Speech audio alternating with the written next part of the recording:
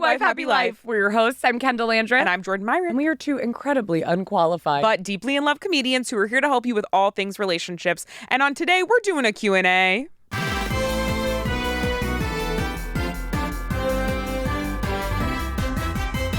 Hi, Ken. Hi, Jordan. How you doing? I'm good. How are you? I'm good. Good. I'm excited for a Q&A. I feel like that's one of our favorite episodes because people always send kind of the most ludicrous things. They really do. I received some hilarious emails that I've said this before, but in the middle of the night, I'll get an email that's like, cheated on by 9 people. Help me. Help now.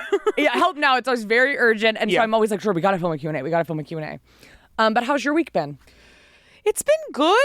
It's been kind of bad, but it's been fine. It's with you, so it's been great. Oh, I love that. Well, no matter how bad our week has been, there's always someone whose week has been worse. Yeah, and who's our love screw-up of the week? Love screw-up of the week is that CEO at the Coldplay concert. Sure. Oh, and God. Kendahl's really excited because apparently his wife made a statement and I haven't seen it yet. So Kendahl's going to read it the to statement. Jordan because, so if you don't know, which I'm sure you do, it's old news, but the CEO of this huge company was put on What was the company? What kind of company is it? Do you know? A tech He's company? really like a big guy CEO. He's a huge guy. He's a big guy CEO. Yeah. He's like super cool. Yeah. Just kidding. But he's like a for real CEO. Because I know some people like a CEO and then it's like a CEO of like a small local dog food brand. Sure. He's really rich. And he was caught on the Coldplay fan cam, whatever you call it. And he was with a woman he's having an affair. Sure. So then they hide their faces like, oh my God. And then of course the wife has made a response. But can I say when I saw it, it felt like he hit immediately and she was kind of like, oh my God. Yeah, because what are the stakes for her? I don't know. I don't know if she's married or not. I don't know. Was it a dual affair? I don't know. Either way, I think she's probably he's so rich. I don't know her position. I could have done more research, to be honest. Sure. Before we started this episode and he didn't. But in my head, I'm like, she's like, well, here's my 2 cases scenario. I cheat on my husband and we stay together, or he divorces me and I date this billionaire maybe, I don't even know. Oh, but what if the billionaire doesn't want to be? They always go back to their wife, you know? They always go I feel like back that's to a their trope, wife. Well, but this I feel one like can't. that's true. They almost always go back to their wife. Not this one, because it's not an option, honey. Okay, I can't wait to hear this, but I also do want to say there's a girl going viral online that is, I don't know if she actually is, but she's claiming to be his daughter. I saw this, and she's like dancing on a boat. On a yacht. Yeah. It's a yacht. It's not a boat. Okay. It's a yacht. And people are like, basically she's posting being like, everyone's being so mean to me. This is not what she said, but her energy is kind of like, everyone's being so mean to me, even though like this is a really hard situation for anyone. I don't think that's how it started though. Sorry to point my little finger at you. I know you hate when I do this, but I think you're wrong because I feel like she posted a joke thing that was so normal. And then people are like, how dare you be sad about the fact that your dad cheated on your mom and now their public affair is this big like funny haha global moment because you're rich. And I think that sucks. Feels very unrelated too, because it's like, imagine if you found out your parents had an affair. Also, she's pretty young, right? She's not like an adult. I don't think she seems younger. She's not like 40 at the very least. No, she's like, but it's like you find out your parents had an affair and then someone's like, well, do you want to go on a yacht? I mean, you might say yes. You might be like, that'll lessen the blow. But you're not like, yeah, like it just has nothing to do with the other. Like it's sad. You can still have personal. You can still be sad just because you're rich. Especially watching your parents go through something. Yeah. Like your parents being sad is always like really, really tough. Anyways, the woman, and I need to say it again, I don't know anything about any of these people. I've done hardly any research. This came up on my For You page, and I read the first paragraph and I said, she should be an author. This is our next Glennon Doyle. Okay, let me see it. She said, it has come to my attention, and apparently to the attention of half the internet, that my husband, Andrew Byron, Andrew Byron has made certain ... choices. Under stadium lights, during a Coldplay concert, a venue not typically associated with infidelity, but here we are. Let me be perfectly clear. I am not issuing this statement in defense nor in heartbreak. I'm using it in power, in precision, in silk gloves and sharpened wit. I will not be engaging in performative forgiveness, nor am I interested in the optics of grace. What Andy has done it's so embarrassing to cheat on your wife and your name be Andy. Truly. You know what I mean? Truly. Like, that's not giving a person who cheats on their wife. Pick your kids' names in a smart way because one day they're going to grow up and cheat on their wife and their name is going to be Andy. Not smart. She's not a bad name, but it's just not a person who cheats on their wife. That is a Family Guy's name. It's a child's name. It's yeah, it's a kid in Toy Story. Yeah. What Andy has done is not just humiliating, it's banal. What is that? Banal. It's banal. What is that? I'll say it again. Banal Don't make me ask a third time. So the exact definition is lacking in originality as to be obvious or boring. So basically she's being like, I'm over it. Like, so who cares? funny to say that cheating, it's like, it's been done, honey. Yeah. It's not new. Okay, this makes more sense. Banal or banal? Banal. Banal. What Andy has done is not just humiliating, it's banal. Common. A man of ambition brought down by his own astonishing lack of imagination. I have retained counsel. I have reviewed holdings. I have reallocated what was once ours into what is now very cleanly mine. I am not spiraling. I am ascending. And while Andy may have quoted Coldplay in his statement, I will simply say when the lights went out, I saw everything clearly. To those who expect tears, I don't cry for clowns. I schedule, I document, I rebuild. This is not revenge, it's refinement, and he will feel it in the silence that follows. She had the locks to their house changed the moment she got a whiff of this. The moment. Is that not maybe the most chilling, iconic statement you've ever heard? I would read a novel by this woman or this woman's PR person. Yeah, I love whoever, this woman's attorney, whoever wrote this, give them a book deal, because I, as a very like not well-read woman, am dying at this. Yeah, I love it. It feels like great. To me, what was his statement? I have no idea, but it feels like to me when Glennon Doyle said like, women are tigers at a zoo, and every woman was like, what? That's what it feels like. Every sentence I was just like, wow, you really hit me with that one. Yeah.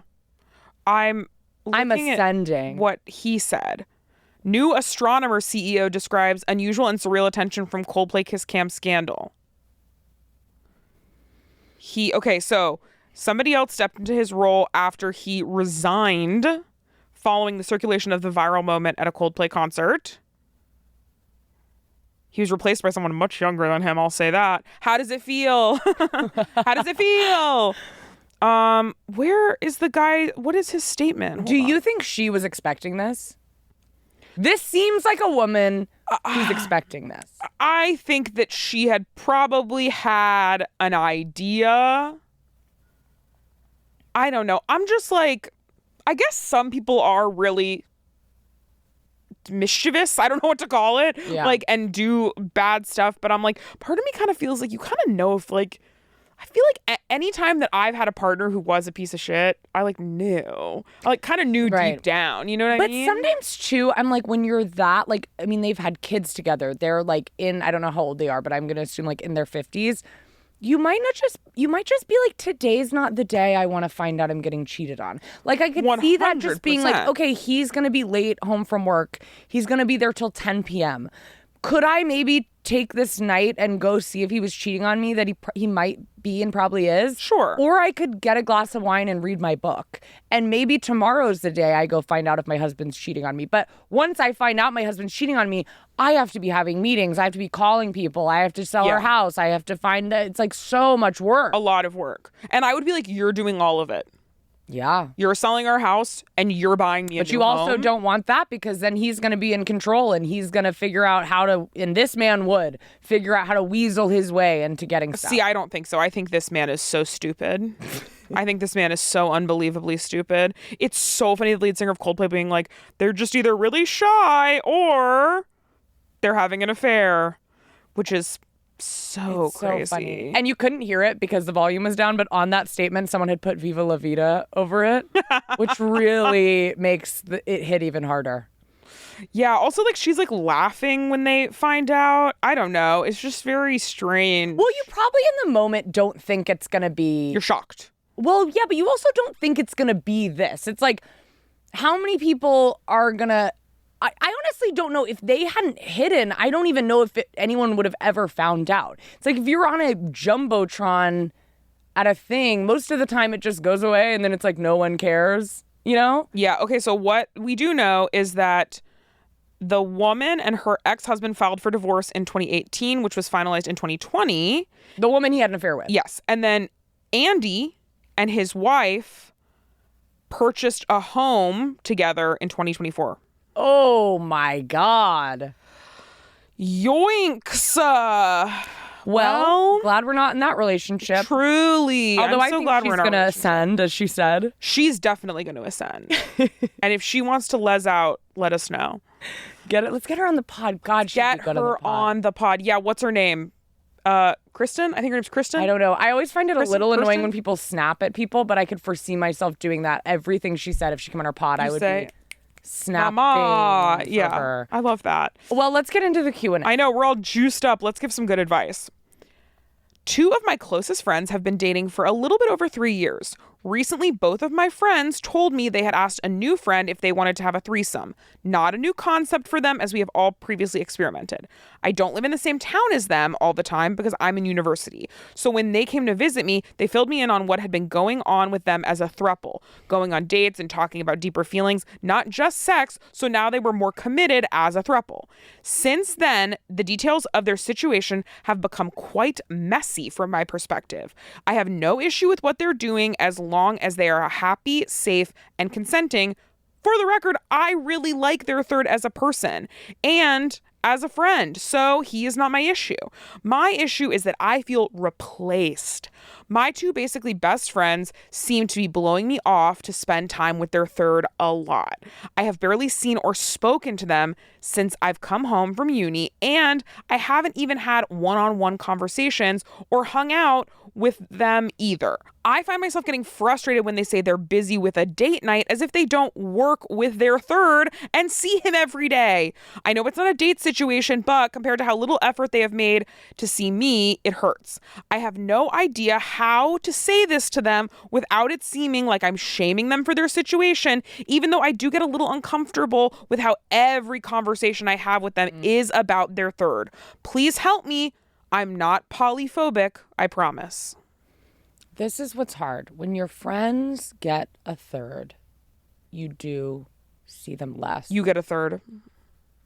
You have to get a third. And you get a third of the time. When you're a friend, yes.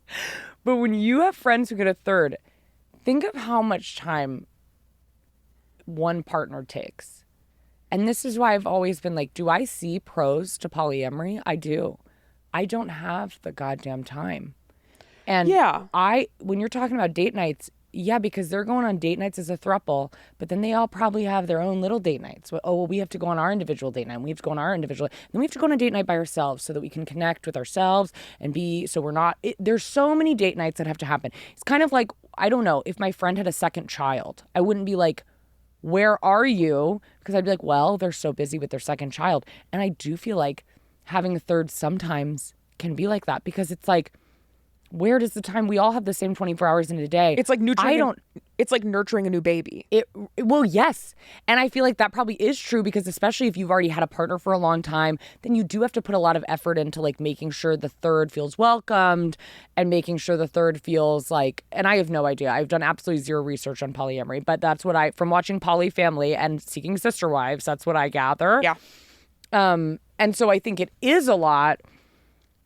And I think, I don't know, I think it's one of those things where sometimes you just have to dive in with your other friends and then eventually, similar to how when your friend gets in a new relationship. I feel like a lot of times when your friend gets in a new relationship, they spend less time with you because they're all up in their partner's business. And sometimes you're just like, let me give it a couple months. Like, I'll see them less. They'll be just like absolutely codependent with their partner. And then they'll come out of that and they'll be hopefully back to normal a little bit. Yeah. So I think sometimes with a third, it can be like that. I don't know. I have had friends who have thirds and they are more busy because they have another person they're having to like dedicate so much time to. Yeah, I think I agree with everything you said, first of all. But also I'm just like, in my opinion, when you have a problem with a friend like this doing something with like a new relationship or whatever, I think you have to let it happen for a little bit. And when you're really fed up with it, you have to have one conversation with them, but you really only just get one, in my opinion. I'm like, you can't just keep belaboring the point because they either are so deep in the relationship, they can't focus on the friendship right now, or maybe they don't care about you as much as you care about them. Or maybe they're in a bad relationship situation and they love you so much, but they just need to like work through this themselves. Like whatever it is, I think you get one conversation, you say, hey, I really feel like you're not putting time into our friendship. I understand that you have a new partner. I totally get that. But it does hurt me that you don't make more of an effort to spend time with me, especially a best friend. And then I think you give them a couple opportunities to step up. And if they don't, I think you start spending time with other friends, unfortunately. I think it is very similar to dating. And even with one of my best friends, at one point I was like, I don't like the way you're maneuvering through this relationship. I got to take a step back. So I took a little step back and now we're closer than ever. Yeah. But I think it's like, sometimes you have to give people that space to grow and change. You'll either reconnect or you'll be able to move on. They'll be able to move on and everything will be for the better. That's what I think. Yeah. But I think it really is like, I think a lot of people, because listen, I can be sold on pretty much anything. My mom used to always say I was a retailer's dream. Sure. So when I've had people who are polyamorous sit me down and say, here's the pros, I leave there going, okay, well, I hear that. I actually do understand that. But I think when they say to me, well, who decided you have one? Who decided you get one person? I think it feels the same to me as if someone was like, well, why just be a comedian? Why don't you also be a pilot? Yeah. Like, who said just one? And I said the damn clock. Right. That's how I feel. I'm like, yeah, it'd be cool. I also, like, I think all the time, I'm like, oh, would it be nice to be a mom? Would it be nice to be a teacher? Would it be nice to be a horseback riding instructor? Yeah. What if we had 6 dogs? What if we had 6 dogs? I could always want more, and there's always more things I could do, but I'm like, do I think I would be fulfilled in different ways that being a comedian doesn't fulfill me with other careers? 100%.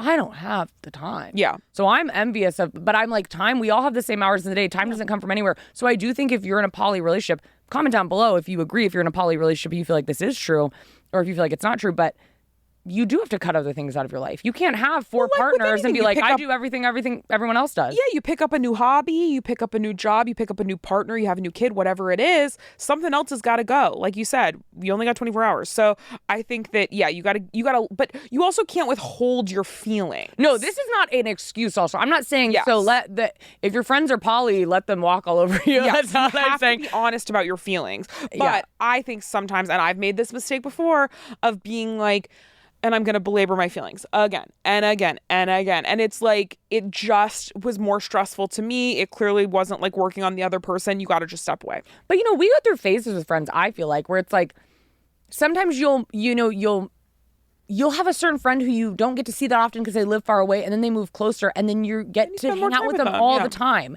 And it's like, oh my God, this is great. And then they maybe have a kid, and then you're like, oh, we see them more.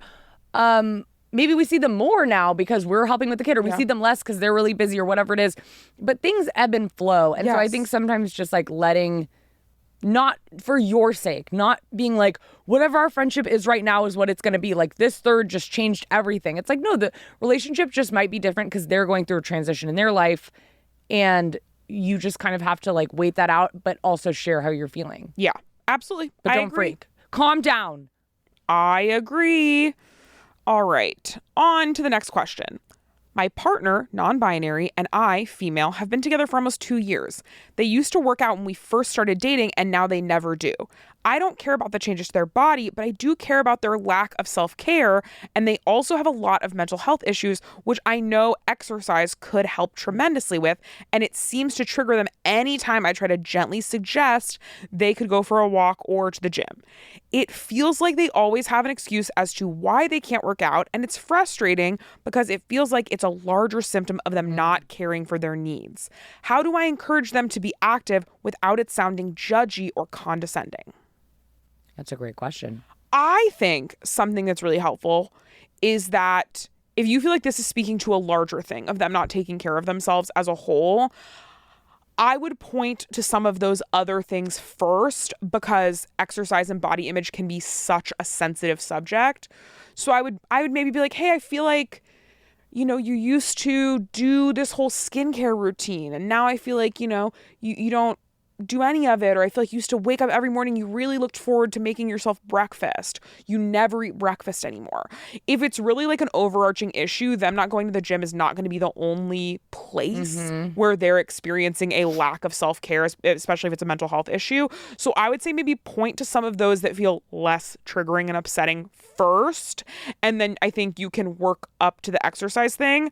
I also think another route you could go is just to like sit down and have a frank conversation. Sometimes I think that it's very easy to be like, I'm being helpful by being gentle and being like, hey, queen, you and me, let's go. Why don't we just like go for like a girl boss walk around town?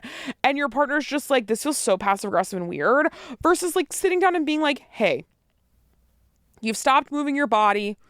You've stopped taking care of your skin. You've stopped responding to text messages. Feels like maybe something's going on. Yep. I want to talk to you about that. Yep. And come from like an obvious place of care, because I think if you just launch right in of like you never go to the gym anymore, I think it's not going to work. That's my 2 cents. Well, yeah, but I also think, and I totally agree with everything you said. I think though there is this like when they said, okay, there's always an excuse. And I am like, you simply need to move your body if you're able to. Like, it is important for your health. And like, I think we've talked about this before, but like, we both prioritize health so much because I am like, we're clocking in for the rest of our lives. Yeah. Like, it is, to me, I owe you to take care of myself and vice versa. Yeah. And my health the best I can. Especially because I'm already like struggle with health stuff in general. I really prioritize going to the gym. I really prioritize eating healthy because I am like, we are going to be together forever. Yeah. And so that is a lot trying to put on you. Well, but also it's like whatever I don't take care of, you're going to be taken care of later. You know what I mean? Sure. And so I think there is something very problematic, which TBH, I'm not educated enough to speak on, so I will lightly and vaguely. But just my first opinion is like there is something very problematic about associating exercise with, like social constructs of weight and all of that type of thing. It's not confusing why that is or why that's triggering. Yeah. I've definitely been triggered by that. Of course. Not confusing at all, but it's like, you got to move your body. It's really good for you. It famously makes you feel better. I go to the gym a lot because it helps my ADHD. But I do think sometimes you do need a swift kick in the ass. Because I think, like you said, it's really easy to be like, hey, girl, like I want to, whatever. But sometimes you need, for your partner, to hear like, you're hurting me by not doing this. Yeah. The passive aggressiveness is, you're not trying to be passive aggressive. You're trying to be gentle. Yeah. But I think passive aggressiveness can really... And your partner not showing up for themselves can really be hard on you, I feel like. Absolutely. We both know it's like, if your partner's continually not showing up for themselves, someone has to be like, hey, this is not a good situation. Absolutely. And I said this a while ago, and I do really think it's true. But I was saying to you in Guatemala, I was like, every time I tell myself I'm going to do something and I don't do it, like my confidence lowers a little bit. Yes. And like when I tell myself, okay, I'm going to do 20 minutes on the ellipticals. I don't know. And then I only do 10, even though that's great. If I'd said I'm only going to do 3 and I did 3, that'd make me feel great. But not doing what I said lowers my confidence. And I think when you continue to make excuses, no matter what it is, then I would be like, just take the gym off the table for a little bit. Yeah. And let them show up in other ways. Because every time you say you're going to do something and you make an excuse and you don't do it, your partner eventually is going to have such low confidence. And it's not a good situation. You know what I mean? And I think you're 100% right. I've been having a really hard time with like getting a routine going and like start like, I'm doing the routine things that I've always done, but there's a couple new things I would like to add to my routine and I just can't get them to stick. And Kendahl's been like, you have to be reasonable to yourself with what you say you're going to do, because sometimes I'll make a to-do list of like 900 things and then I'll only complete 100 of them. And instead of being like, whoa, I did 100 things, I'm like, I said I was going to do 900, but I only did 100. So like now I'm like a failure.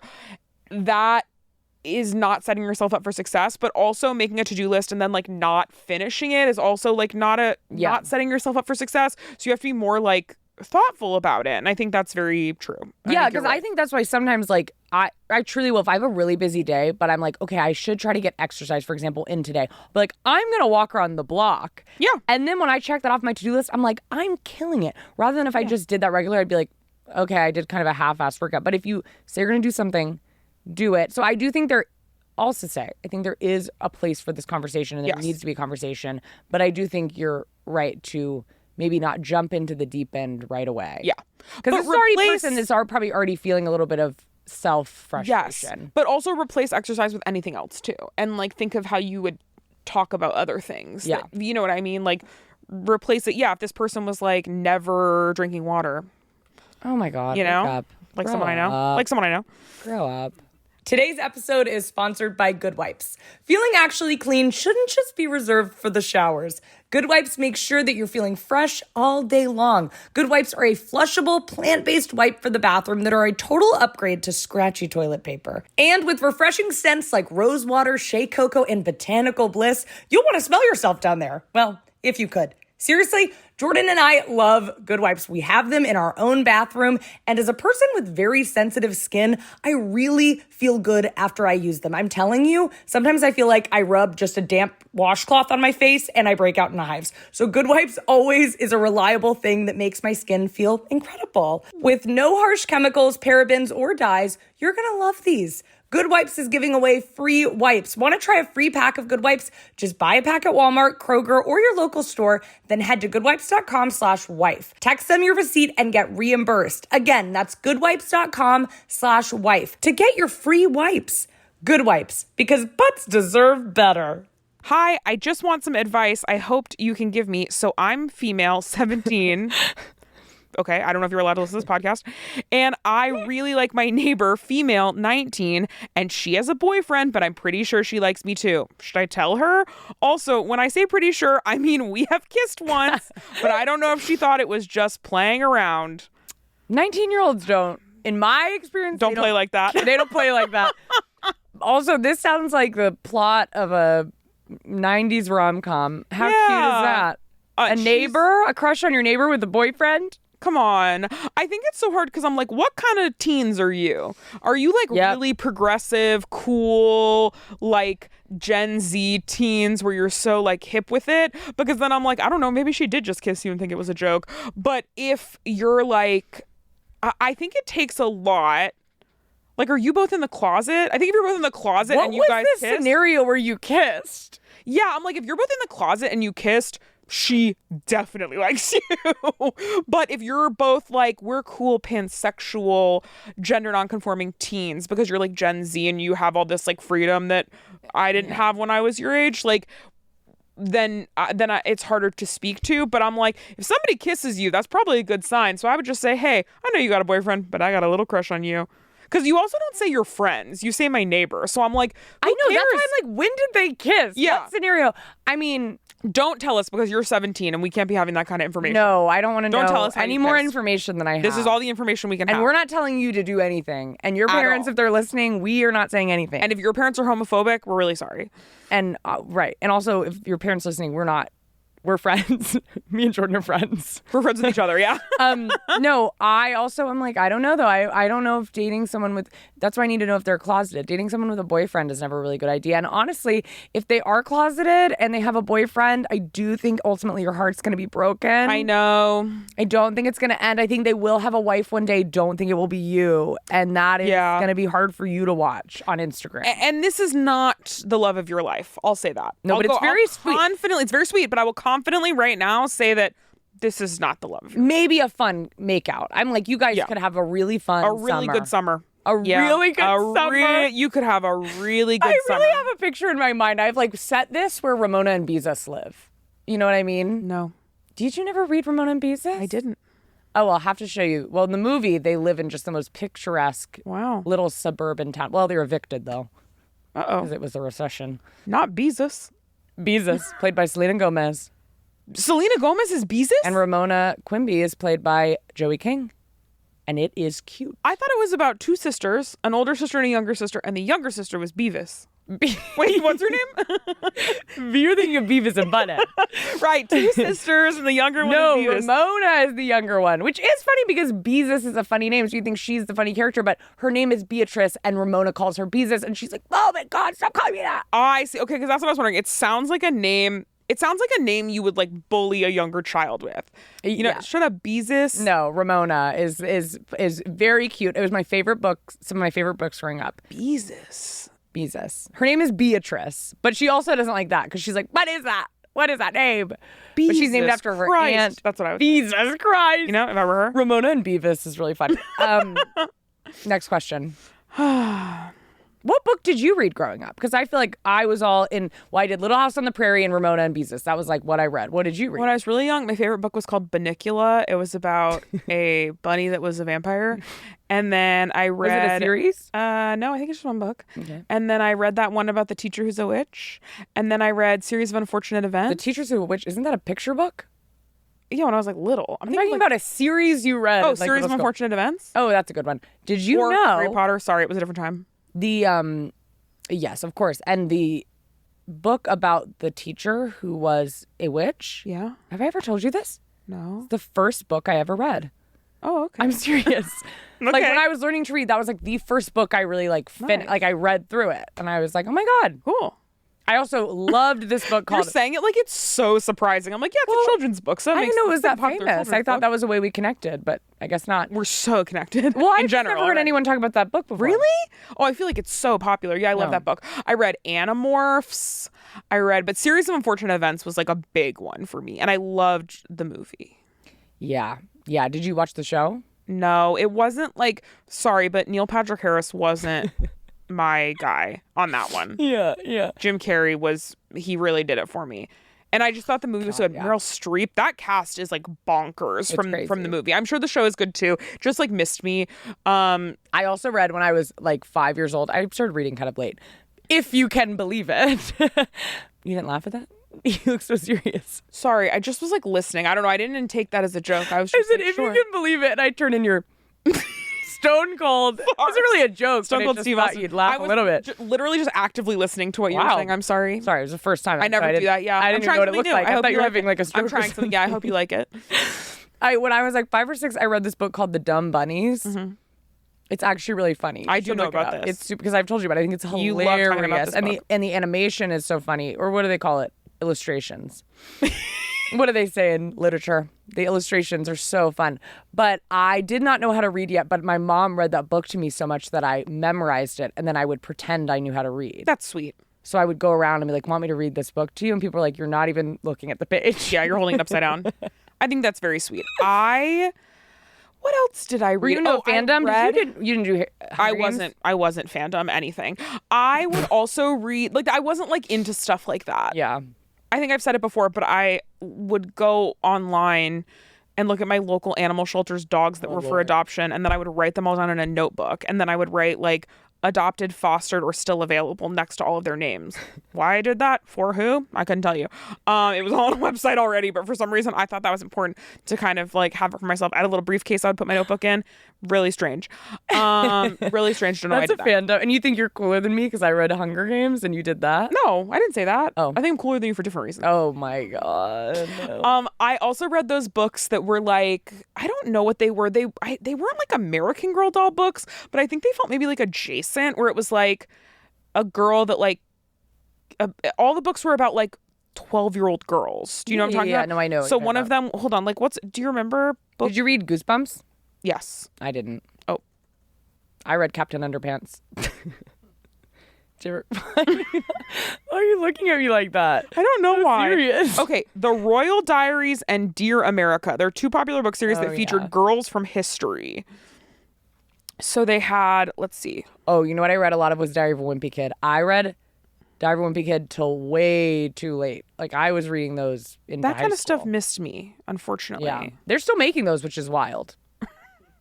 I can't believe that. Yeah, I also. But they're still coming out with a book that was coming out when I was a kid. What? I know I'm not that. I'm not that old. Snoopy or anything like that. Garfield. They got all that kind of stuff. Oh, I guess that's true. Yeah. I guess I didn't all think. Of them I have guess Macy's I think it would Day parade float. That's. Oh my God, he does have one. Diary of a Wimpy Kid. He has a balloon. Yeah. Wow. Yeah, he's a balloon. Yeah. No big deal. He has a balloon.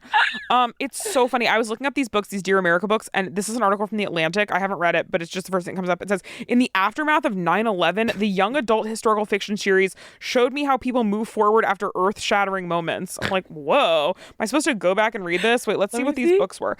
So they all had like a picture. You're going to read it like a book? Can I start now? No, it's because they're all like this. So they're all the things are like kind of like a picture frame with like a girl in it. I know these. You know what I'm talking about? So there was one called Across the Wide and Lonesome Prairie, the Oregon Trail Diary of Hattie Campbell. I don't think any of these people were real, to be clear. I think these were all historical fiction. The Great Railroad Race, the Diary of Libby West. West to a Land of Plenty, the Diary of Teresa Angelino Viscardi. Are they all white? No. Oh. So Far From Home, the Diary of Mary Driscoll, an Irish mill girl. They weren't all American either. Oh, wait, but is it called Dear America? Wait, that's true. Okay. But I don't think they're all from, like, Voyage on the Great Sea, the Diary of Voyage on the Great Titanic, the Diary of Margaret Ann Honestly, Brady. I'd read these. These You would like these, yeah. Standing in the Light, the Captide Diary of Catherine Carey Logan. Are they thin? When will this cruel war be over? The Civil War Diary of Emma Simpson. Like, they had a bunch of them. Are they thin? Not the girls, to be clear. The books. The girls are hot and the books are thick. No, the books are thin. They're for girls. They're for girl books. They're thin. For girls who can't But read. they have one about like a Sioux girl. There's one about a girl who was at the Alamo. What about the girl who is a freed former slave? One about a girl named Patience Whipple. Okay. A Journey to the New World. I don't know. They're just about like different, I guess, stages of America or something. Wow. Like, I don't know. This woman who wrote this article read them in 3rd grade. So I think you probably could read them. So rude. I do remember going to Barnes & Noble's like a couple years ago. And I like had a couple hours between something and I just went to Barnes & Noble's and I found that wall where they have those really tiny books about different moments in history. Okay. And I remember picking one up about Pompeii. I remember this. And you came home and you were like, do you know about Pompeii? And I was like, in what context? I couldn't believe what I was hearing. You were having a lot of fun. But I was like, that's how I need to be learning. If I just go to Barnes & Noble's and read all those books, I can learn so much about history because they really just put the important stuff in. Sure, yeah. To be clear, I knew what Pompeii was, but I didn't know the details. If you say so, Queen. If you say so, Queen. This person Oh, wait, says, one more thing. Yeah? And then I'll stop talking about books. Sorry, I'm a bookaholic over here. Are you allowed to say that? Are you different? Whoa, she's so quirky. When I was a kid and we would go to the library, like in elementary school, you'd get to go to the library for an hour, I would sprint to the Guinness Book of World Records. I'm sure you did. I would be finding that woman with those long nails, and I would just look at it for the full hour. That seems like the exact thing you do. I was obsessed with the Guinness Book of World Records. You could not catch me checking out another book. I always checked out the Guinness Book of World Records. You haven't tried to be in it. I know it's different now, but it really seems like something you would want. Honestly, I probably could be in it. I'm pretty sure you can just kind of invent something and be like, I can do this. Yeah, I think Josh, from Mythical Kitchen is in it. Really? I think he's won something for it. What was it? I don't know. I'll text him and ask him. Yeah, text him and ask. Because they used to be like disturbing. That's why I liked it. It would be like, you'd see like, I remember there was a page where it was like person who's passed the most kidney stones. And it wasn't my father, if you can believe it. He had a lot of them. But they had like so many kidney stones. And I was like obsessed with looking at the picture because I was weird. Josh once held the Guinness Book of World Record for the most baby food eaten in 1 minute. But he doesn't have it anymore is what it sounds like. And he dressed up like a baby when he did it. I hate that. I love him, but I hate that. Wait, sorry, what's Josh. the amount he ate? Because maybe I could beat that. No. What if I beat that? We're moving on to the next question. You're not doing that. I would have to, unfortunately, end our marriage. I've been talking to this guy for over 4 months now. I knew of this guy in college, but we never really talked until the end of 2025. We have a lot in common and I like him a lot. However, I'm struggling a little bit with a couple aspects of our relationship. And I was hoping I could have you guys' advice. To start, this guy lives about an hour and a half away from me. And since I still live at home with my parents and he lives in his house on his own, it makes more sense for me to go to him and spend the night. He does come to my town usually once a week, but I go visit him religiously every single weekend, which entails over 3 hours of driving, gas money, and getting an oil change on my car pretty much every month. I think you need to go maybe check if your car's okay. Red flag for your car. I don't think that's normal. I'm not the person to ask, but I feel like that's too much. Yeah. Here's my question. Is it a red flag if he never brings up serious topics? For example, after 2 months of us talking, the topic came up about the fact that he had never asked me to officially be his girlfriend. He never put a label on it or talked about this to me, so I decided to randomly ask him one day as it was on my mind. He immediately shut that down and said that everything was going perfectly and that having to officially label relationships nowadays is for kids. To add on to that, he still hasn't told anyone in his family about me. I told my mom and my sisters about him after 3 months of us talking. I don't know if that's just because I'm extremely close to my family or if it's because I find him so important in my life that I wanted to tell the people around me about him. He said he's eventually going to tell his mom, but he always comes up with an excuse that he doesn't want to bombard her with questions. Is that a valid excuse, or am I just not important enough to be told about? I don't want to be the girl who tells someone's son that he needs to tell his family about me. Also, we've never actually gone on a date. Every time we hang out either at his place or we'll go to the movies. But he's never taken me out to dinner. I've made comments about that, but he doesn't really seem to care. It seems like he really likes me, and I don't doubt that. But then there are these things like this that make me wonder what his intentions really are. He talks about moving down to Florida and eventually buying a house together, but not once has he bought me flowers or taken me to a restaurant. And I think to myself, I could tell him that stuff that I want in a relationship, but I don't want him to take me out to dinner just because he thinks I want him to do it. I want him to do it because it's something that he wants to do.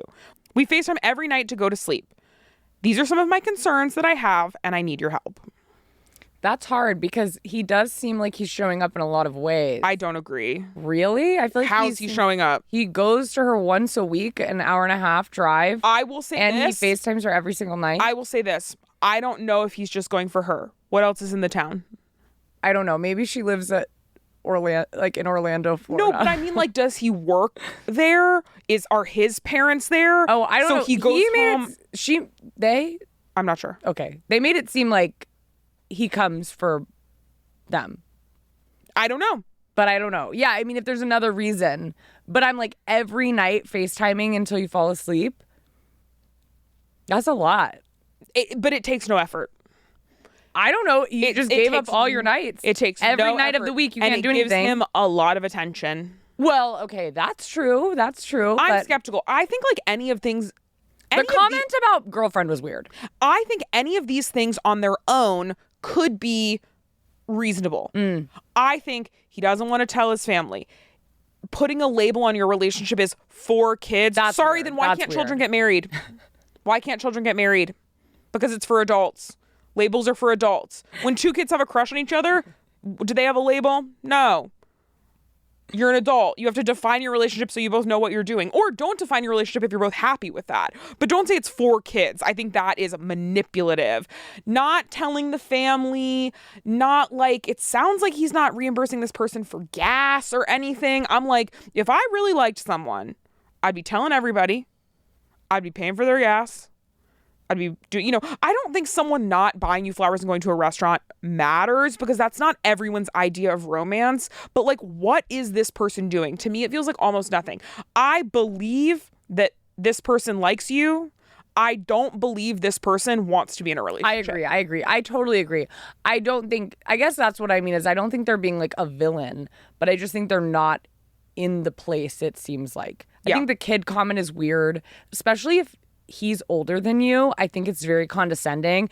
And you never want to be in a relationship with someone who's older who is using your age as a reason that they get to be right about things. Yeah. Like I never feel that in our dynamic. No. Ever. Ours is always about your intelligence. But I've never, you could be like, well, I'm older, so I know, blah, blah, blah. Like, I would. But I'm like, what are we, sisters? Down. Do you know what I mean? Like, to be like, I'm older. It's like, but I think some people do that. We're like, well, I have more life experience, so I know more about this. That's nasty. I've never felt that way. I love telling you how to do things and how you have no idea what's going on because I'm older in intelligence. No, we just don't feel that way. Like, we don't have that dynamic. But I think if you are dating someone who's older, that cannot be in it. That cannot be. Unless you're dating, like, someone 40 years older. And then I'm like, well, yeah, they're going to know more about almost everything. I'm also like, take what they have to say with a grain of salt. Like, if it's something they actually know stuff about, great. If they're 10 years older than you, but they don't have a history of having good relationships, right, then what do they know? I don't know. That's how I feel. But also, you can have different thought. Like, some people could be like, I don't really want to have a label in a relationship, and some person might want to. No person is right or wrong. Yeah. I would understand if after the second date, you were like, I want to be your girlfriend, and he was like, that just feels like a little young, that feels a little bit like childish, kind of like whatever. Wow. I could see that if you were like, you're rushing into this and you want a label before maybe I feel like I've gotten to know you. Well, but he's committing to you. That. But you're dating. Right, exactly. Like, at this point, he's talking about, he's taking up so much time. You're taking up time visiting, doing all this type of stuff. He's saying he wants to introduce you to his parents, which it seems like he doesn't. That is all indicative of a relationship. So I think it's just he's not ready. I agree. Like. I have a question I'd love for you to discuss. A bit of background. I grew up religious and always expected to get married. I then had a classic deconstruction, explosion, and left the church, all whilst falling in love. I've been with my partner for 9 years, and I'd love to marry him, but he is anti-marriage. Primarily just the background of marriage and the misogynistic, gross vibes that come with that.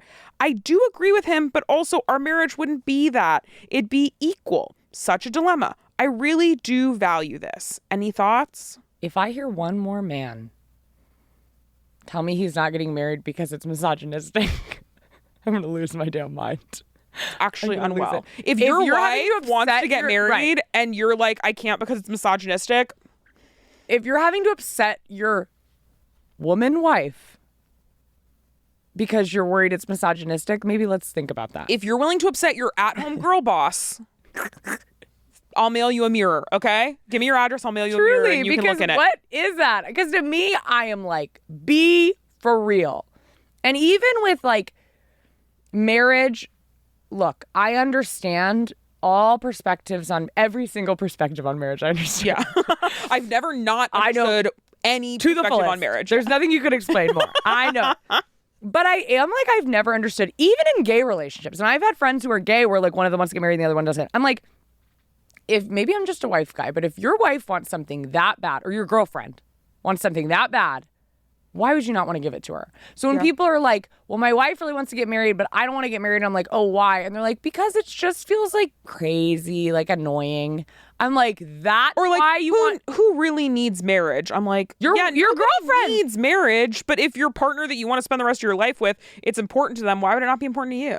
If you told me you wanted to live on a boat, which I would do it. Like, but if you really sat me down and were like, it's boat time. It's boat time. Or like, I don't know if I really would, it's important for me to have this. Yeah.